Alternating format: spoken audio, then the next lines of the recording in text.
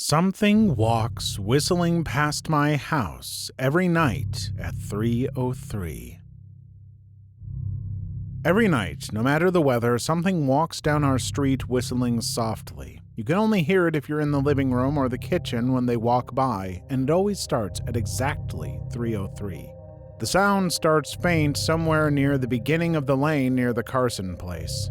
We're towards the middle of the street, so the whistling moves past us before fading away in the direction of the cul-de-sac. When I was younger, my sister and I would sneak into the kitchen some nights to listen. Mom and Dad didn't like that, and we'd catch hell if they found us out there. But they were never too hard on us since we always stuck to the one big rule. Don't try to look at whatever was whistling. My neighborhood is a funny place. I've lived here since I was 6 and I love it. The houses are small but well kept, good-sized yards, plenty of places to roam. There are lots of other kids here my age. I turned 13 back in October. We grew up together and would always play foursquare in the cul-de-sac or roam around from back porch to back porch in the summer. This was a good place to grow up. I'm old enough to see it, and there's only the two strange things here, the night whistling and the good luck. The whistling never bothered me much. Like I said, I couldn't even hear it from my bedroom. But Mom and Dad didn't like talking about it, so I've stopped asking questions. My dad is a strong guy, tall and calm. He has an accent since he moved to the US as a kid. His family, my grandparents, they're from the islands. That's what they call it. My dad, the only time he isn't so calm is if the whistler comes up. He talks a little quicker then. Eyes move faster, and he tells us not to think about it so much and to always remember the one rule, the big rule: don't try to look outside when the whistler goes past. Not that we could look even if we wanted. See, there are shutters on the inside of every window, thick pieces of heavy canvas that pull down from the top and latch to the bottom of the window frame. Each latch even has a small lock about the size of what you'd find on a diary. My dad locks those shutters every night before we all go to bed and keeps the key in his room. My mom, I don't know what she thinks about the whistling. I've seen her out in the living room before at 3:03 when the sound starts. I could see her if I cracked my door open just an inch to peek. She's not out there often, at least I haven't caught her much, but once or twice a month I think she sits out there on our big red couch just listening. The whistler has the same tune every night. It's cheerful.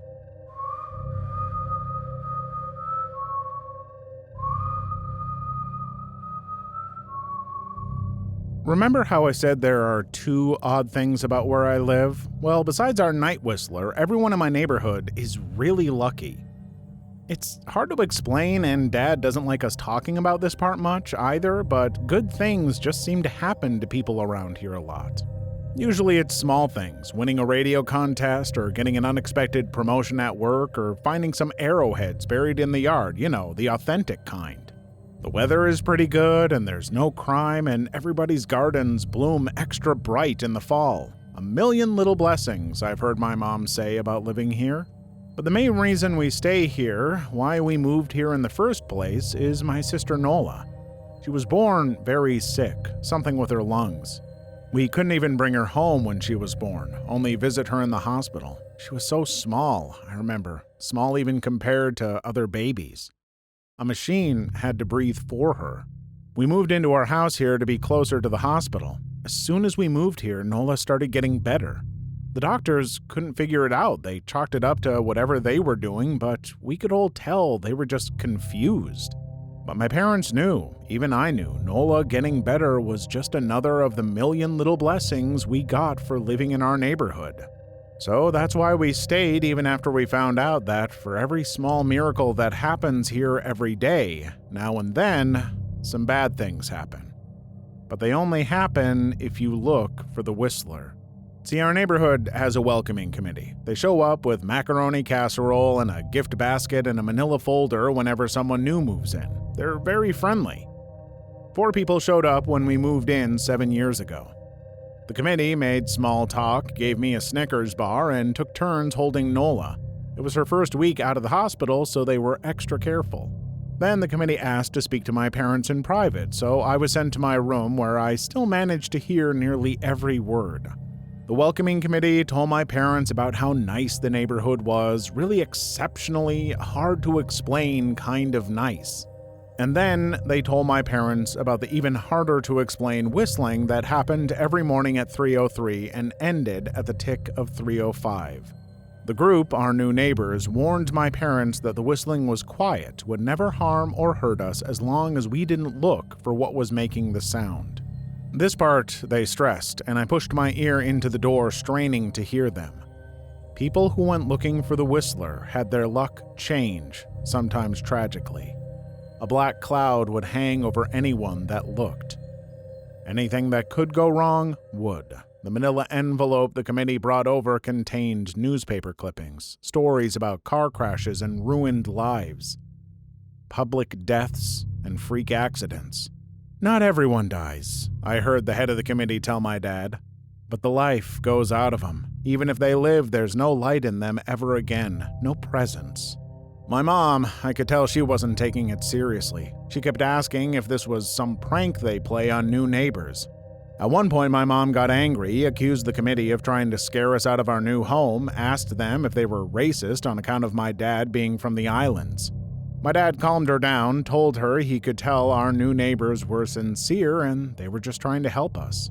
He explained that he grew up hearing these kinds of stories from his mom, and that he knew there were strange things that walked among us. Some of those strange things were good, and some were bad, but most were just different. After the committee left, Dad went out to the hardware store, bought canvas blinds, the latches, and the locks, and installed them on every window in the house after dinner. That first night in our new house, I crept out of my room at 3 a.m. only to find my dad awake, sitting on the living room couch holding my baby sister. My dad held up his finger in a shh motion, but patted the couch next to him. I sat and we waited. At exactly 3:03, we heard the whistling.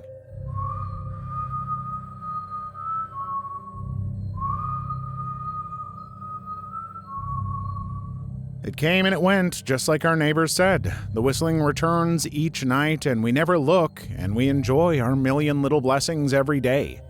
Nola breathes on her own, and she's grown into a strong, clever girl. My dad even joined the welcoming committee. We don't get new neighbors often. Why would anyone want to leave? But when a new family moves in, my dad and the committee bring them macaroni casserole, a gift basket, and the manila folder. I can always tell by the look on my dad's face when he comes back if the family took the committee seriously or if we'd be getting new neighbors again very soon. Not long ago, a family moved in directly next to us. The previous owner, Ms. Maddie, passed away at age 105. She lived a good, long life. Our new neighbors seemed like they'd fit in just fine. They believed the welcoming committee took my dad's advice about the locking shutters since they had a young child of their own. Whatever newspaper clippings were in that manila envelope, whatever evidence, my dad never let us see. But I imagine it must have been awfully convincing since our neighbors got along with no issue for the first month. One night, when our new neighbors had to leave town, they sent their son Holden to stay with us. He was 12, a year under me in school. I didn't know him well before that night, but as soon as his parents dropped him off after dinner, I could tell it was going to be a bad time. "Do you know who is always out there whistling every night?" Holden asked the moment the adults left the room. The three of us were sitting in the den, some Disney movie playing idly on the television. My sister and I exchanged a glance. "We don't talk about that," I said. "I think it's that weirdo that lives in the big yellow house on the corner," Holden said. "Mr. Tolles?" my sister asked. "No way, he's really nice." Holden shrugged. "Must be a psycho killer then." Nola tensed. "We don't talk about it," I repeated. "Let's go in my room and play Nintendo." We spent the next few hours playing games, eating popcorn, and then watching movies. A typical sleepover, but I could see Holden was getting antsy. After my parents had wished us a good night, locked the blinds, and gone to bed, Holden stood up from his beanbag and walked over to where Nola and I were sitting on my bed. "Have you ever tried looking?" he asked. "It's nearly time." Like most sleepovers, we'd conveniently ignored any suggestion of a bedtime. I was shocked to see he was right. It was almost 3 a.m. I sighed. "We don't... See, I can't even try to look because my dad locks the blinds every night and hides the key." he continued, ignoring me. So does our dad, said Nola. No, replied Holden. No, he doesn't. You saw him do it, I said, a little sharper than I meant to sound. Holden grinned. Your dad locks the blinds, yeah, but he doesn't hide the key. He keeps it right on his normal keychain. So? I asked, worried I already knew what he would say next. Because I had noticed that my dad didn't bother hiding the key anymore after all of these years, because he knew we took it seriously. So, after your dad locked up but before your parents went to bed, I went to the bathroom, and on my way, I may have peeked into their room, and I may have seen your dad's keychain on his nightstand, and I maybe went and borrowed the key to the blinds. Nola and I stared, and his grin only grew wider. You're lying, I said. Holden shrugged. You can check if you want. Just open your parents' door and look. You'll see his keychain right there on the nightstand. Stay here, I told both of them. Don't move a muscle. I hurried over to my parents' room, but hesitated at the door. If Holden wasn't lying, my dad would be angry, beyond angry. I was scared thinking about it, but more scared of an open window with a whistler right outside. I opened the door barely an inch and looked in, but it was too dark to see. Taking a deep breath, I walked into the room. 2 steps into the dark, I froze. The whistling started, and I could hear it clearly from my parents' room. I never realized, but they must have heard the sound every night since we moved into the house. They never told us. I don't think I could have slept through it. I stood there, listening to the whistling come closer, unsure whether I should turn on a light or call up for my dad. Soft sounds from the living room brought me back to reality. Nola? I yelled, running out of my parents' room. Holden and Nola were standing near the front door, next to a window. Holden wasn't lying. I could see him fumbling with the lock on one of the blinds. I heard a click. He did have the key. Holden let out a quick laugh. Nola stood next to him, hunched up, afraid, but maybe curious. The whistling was right outside our house now. I think I made a sound, called out. I can't remember. Time felt frozen, clock hands nailed to the face. But I found myself moving. I'm not fast. I've never been athletic. Somehow, though, I covered the space between myself and Nola in a moment. My eyes were locked on her, but I heard Holden pull the blind all the way down so it could release. I heard the snap of it start to raise, and I heard the whistling just on the other side of the window. But I had my arms around Nola, and I turned us so she was facing away from the window. At the same time, I jammed my eyes shut, the blinds whipped open. The whistling stopped. I felt Nola shaking in my arms. Don't look, okay? I told her.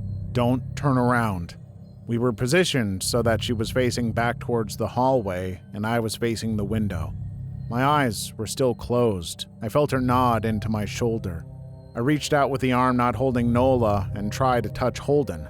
My hand brushed against his arm. He was shaking worse than Nola. Holden? I asked. Silence. I reached past him and gingerly felt for the window, eyes still sealed shut. The glass was cold against my fingertips, colder than it should have been for the time of year. I moved my hand up the window, searching for the string to the blind.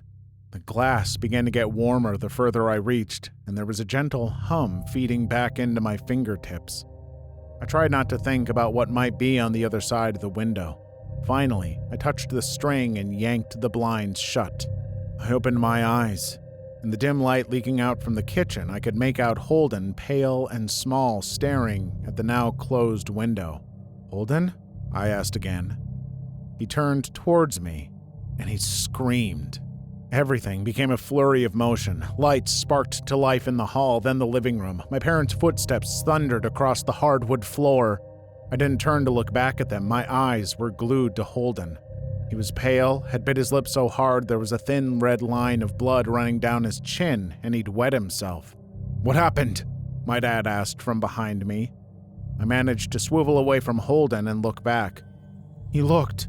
I'd never seen my dad scared before, but I saw it that night, in that moment, an old, ugly terror stitched on his face, a parent's fear. Just Holden? He mouthed to me. I nodded yes. My dad let out a breath. He looked so relieved I nearly expected him to cheer. But then he turned to Holden, and my dad's face changed. I wonder if he felt bad for feeling good that Holden was the only one that looked. There was a knock at the door. We all froze. Holden whimpered. "Don't answer it," my mom said. She stood at the threshold of the hall. I'd always thought she was a skeptic and just humored my dad about the windows and the Whistler, but that night we were all believers. I noticed that both of my parents held baseball bats they must have taken from their bedroom. The knock came again, a little louder this time. "Please don't open the door," Holden whispered. My dad walked over to him, hugged him close. "We won't," my dad promised, still holding his bat. "Nothing is coming in here tonight." Thud, thud, thud. This time the knocking was loud enough to rattle the door. Holden screamed again and Nola clutched her arms around my neck. My mom came over and knelt down next to us, wrapping my sister and me close. Thud, thud, thud. "Call the police," my mom whispered to my dad. The knock instantly stopped. My dad looked over his shoulder at us. "Do you think?" He was cut off by frantic knocking that trailed off to a polite tap, tap, tap. "Police," something said from the other side of the door. The voice from outside sounded exactly like my mom, like a parrot repeating the words back to her. "Police. Call the police." Tap, tap, tap. "Police." My mom pulled us closer. "Police. Police. Police. Police. Please stop," I heard her whisper. "I don't think calling them will help," my dad said. "How will we know when they're the ones at the door?" The knocking came back harder than before. The door shook. Then it stopped. After a long moment, I heard the knocking again, but it was coming from our back door. We all turned together towards the back door, but the knocking immediately returned to the front door. Front to back to front, loud, then quiet, then loud again. Suddenly, the sound was coming from both doors at once, big, heavy blows like a sledgehammer. Then, something started rapping against all of the windows in the house, then the walls. It was like we were living inside a drum with a dozen people trying to play at once. Or we were a turtle and something was attempting to claw us out of our shell. "Stop!" Holden yelled. The knocking died. "I won't tell," Holden said, staring at the door. "I promise I won't tell anyone what I saw. Just please go away." We waited for nearly a minute. Then we heard it, a soft tap, tap, tap, coming from the window Holden had looked through earlier. Holden started to cry, sobbing like a prisoner watching gallows being built outside their cell. My dad held him, brushed his hair, but never lied to him, never told him things would be okay. The tapping at the window went on for the rest of the night. We huddled together in the living room for I don't know how long. Eventually, my mom tried to take us kids into my room while my dad stayed to watch the door. But the second we moved into my bedroom, the knocking came back so loud it was impossible to ignore. I was afraid the door couldn't take it. We went back to the living room and the knocking stopped. Only the tap, tap, tap on the window remained. None of us slept that night. The tapping stopped around 7 a.m. That's about the time the sun comes up here. We waited another 2 hours before my dad opened the blinds from one window. He made us all go back to my parents' bedroom first. I heard him open the door, then come back in. "Okay," he told us. "It's done." Holden's parents came back around lunchtime. My mom and dad walked Holden over to his house, and they all went inside for quite a while. Nola and I watched from the window. She stuck to me the whole day, right at my side, sometimes holding my hand. When my parents came back, they looked grim but wouldn't tell us what they said to Holden's family. It was a Sunday, so we all spent the day together, ordered pizza, and watched movies. That night, everyone slept in my room. Nola and my mom in the bed with me and my dad in a chair he'd pulled over. There was no knocking that night, or any night since. We didn't see much of Holden or his parents for the rest of that week, but by Thursday, there was a moving truck in their driveway. Nola and I watched them pack up the whole afternoon after school. What sticks with me most is how tired Holden and his parents looked. All three had the same pallor, grim mouths, and lightless eyes. Even from across the street, I could tell something was very wrong. Holden and his family were gone before sunset. I remember what the original welcoming committee said to my parents when we moved in. Not everyone who looks at the Whistler dies, but even those that live have the light go out of them, and the rest of their lives are full of misfortune. A million little tragedies. I think Holden's parents must have looked, either to comfort him if they didn't believe, or share the burden if they did. I watch Nola some days, happy and young and alive, and wonder if I'd been slower. If she looked out the window that night, would I have looked too? To comfort her, to share that burden? I'm glad I don't have to find out. We still live in that house, in that neighborhood. We still hear our Whistler walking past every night. The blessings, the luck, the good things here are too good to leave, but we're careful. We don't have friends over to spend the night anymore, and my dad hides the key to the blinds very, very well. Not that I've gone looking.